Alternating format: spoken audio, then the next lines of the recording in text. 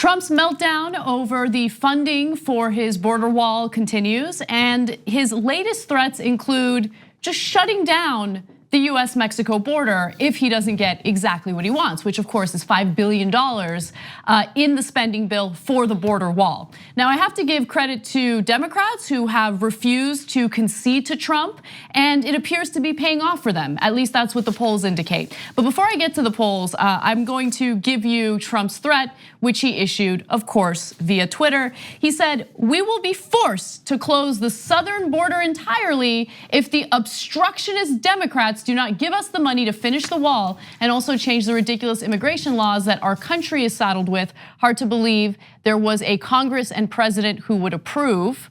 So that's what he has to say. But can he unilaterally shut down the border wall? And if he can, what kind of consequences would that lead to? Well, luckily, CBS News talked about this, and one of their experts, White House experts, gave us some details about what this means for, I don't know, things like our economy. Take a look. In theory, the president can use federal law with wide discretion to take lots of different enforcement actions at the border. Shutting down the entire border, which is something the president has talked about, would be legally questionable and logistically challenging, to put it mildly.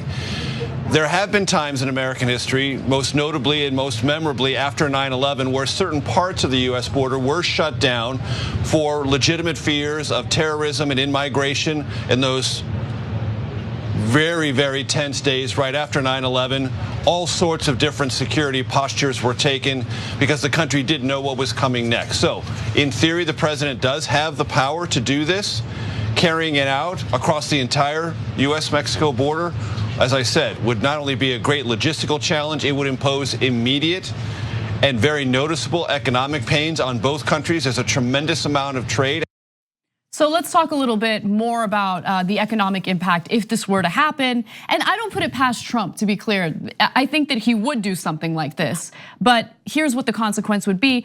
Keep in mind that about $558 billion in goods flowed across the border in both directions last year.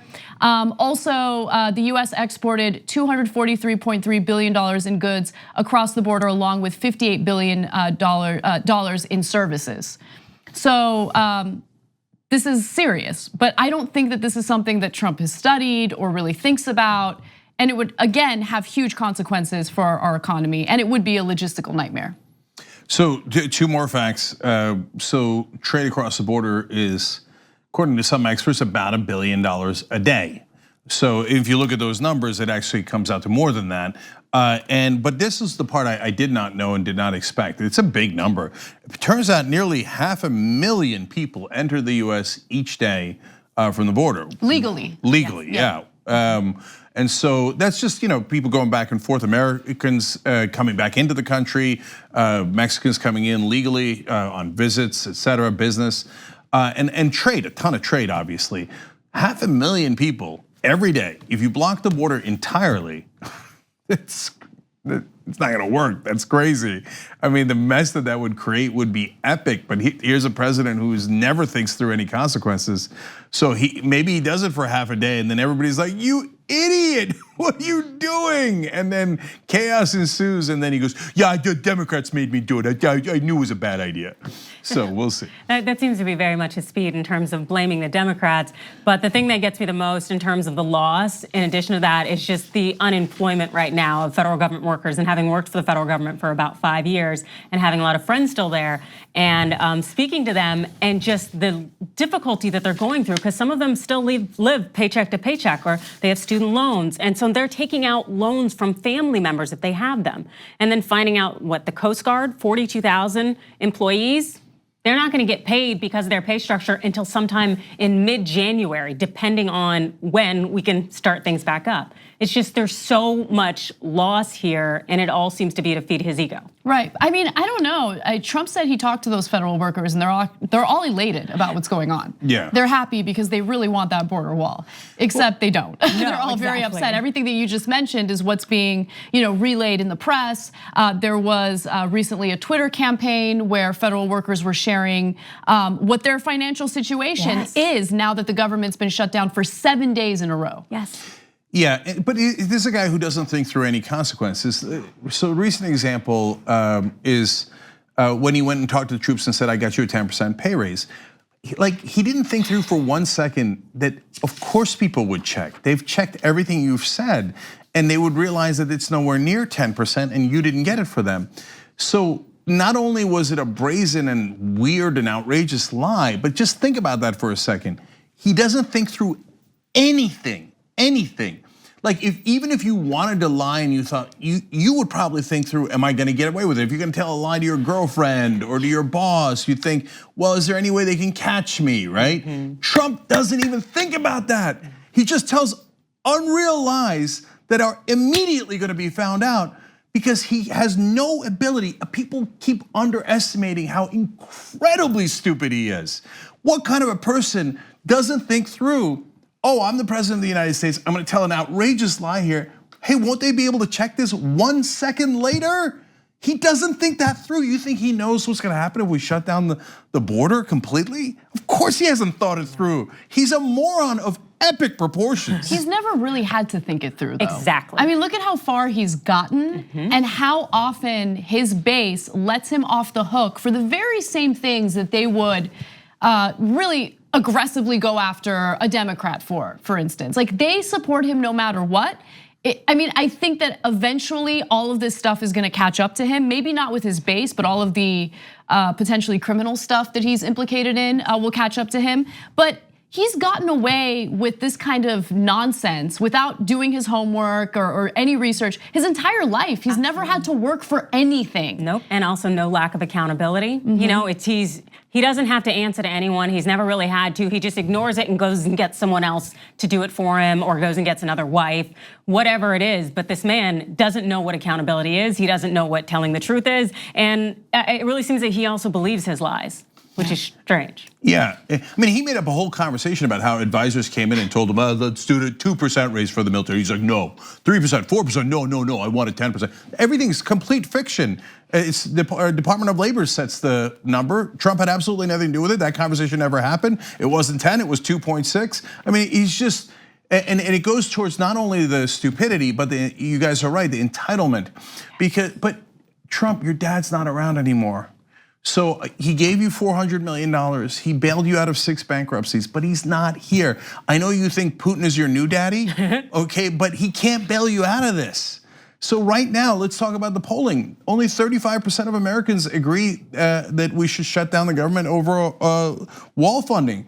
That's a terrible number. I know he's not good at math either. He's not good with any facts. Yeah. But that's a miserable number. They do not support you. The American people are totally against you. So let's go to some of the other findings of this poll. This was a recent poll by Reuters and Ipsos.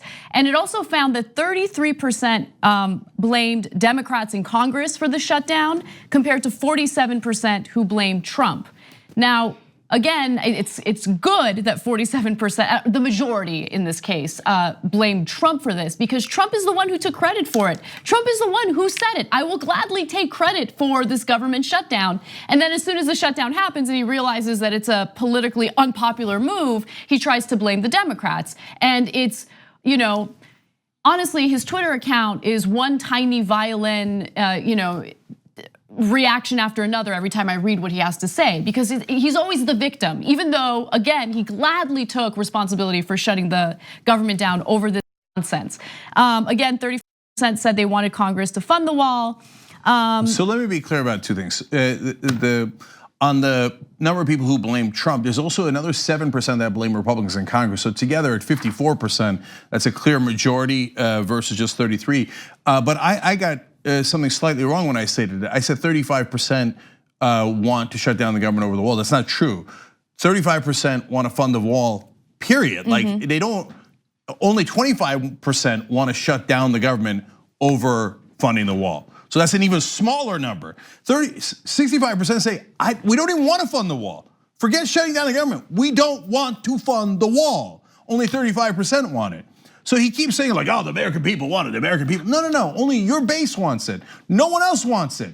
And 2/3 of the country does not want it. 3/4 of the country does not want you to shut down the government over it. You're a liar, stop lying. I know you can't help yourself. And the rest of the media should tell everybody, no, every time he says the American people want it, they should immediately do a fact check on air saying that is not remotely true. The American people do not want to fund the wall, period. I'm just dying to know where these 35% are, because if they're on the northern coastline, I don't even want to have the conversation.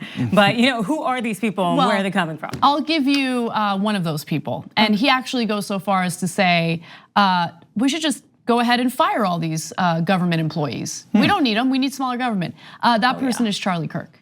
So Charlie Kirk believes that those members who federal workers in the Coast Guard aren't important. Let's fire them. Small government. He said that on Twitter. He didn't specifically mention the Coast Guard. He just said, well, small government is a good thing, so let's just get rid of all these federal employees. Oh, yeah. That's what Charlie Kirk thinks about the Coast Guard, about the FBI, about the Justice Department. All of these, by the way, essential federal workers who are currently working for free. I mean, it's absurd. So when progressives said abolish ICE, they were saying, hey, that ICE is a newly created bureaucracy within the federal government, and it's a bureaucracy that targets minorities. There is ways to enforce our borders that we used to do before ICE that we should go back to because it was a better process. The Republicans lose and go, oh my God, you want to get rid of ICE? How could we have any law and order? Then conservatives like Charlie Kirk turn around and go, get rid of the Coast Guard. Screw the Justice Department. My God, if progressives said that, they would lose their minds. We knew it. You don't want to protect the country, right? TSA. There are Border Patrol agents who are currently working for free. So those are all federal employees. Yes, they are. So you want to get rid of them? You want to fire them all because you want small government? It's funny because people like Charlie Kirk love big government, but they like spewing nonsense propaganda about how they like small government because they only like small government in the context of financial regulations, consumer protections, basically everything that these rich corporate goons pay him to regurgitate over and over again. But you know what? He does live like a capitalist every day. Cenk. Well, he wouldn't be able to fly like a capitalist without TSA. So, look, these right wingers who say my rich donors should have no taxes and they should have no regulations and they should have no minimum wage. They should be able to crush their workers and let them die in workplace incidents. Who cares? Eventually, people would stop buying their products if they murder all their employees. Right after enough murdered employees, the market would correct itself. You know what I'm saying? No, they believe in chaos and they're anarchists, right? But they're anarchists in favor of the rich. Yes, but you can't build castles high enough. You can't build moats wide enough. It's just, you need order, you need rule of law, and they just don't believe in it. And neither does Trump, whether it's the Justice Department actually trying to enforce the law against him and his cronies, or it's his concept of the government overall. All these conservatives, they don't believe in a functioning democracy, in a functioning government, so that's why they don't mind destroying it. And note to Americans, which you apparently have gotten already, because 2/3 of you are easily on our side and against Trump, is that you might not want to put people in charge of the government who don't believe in government.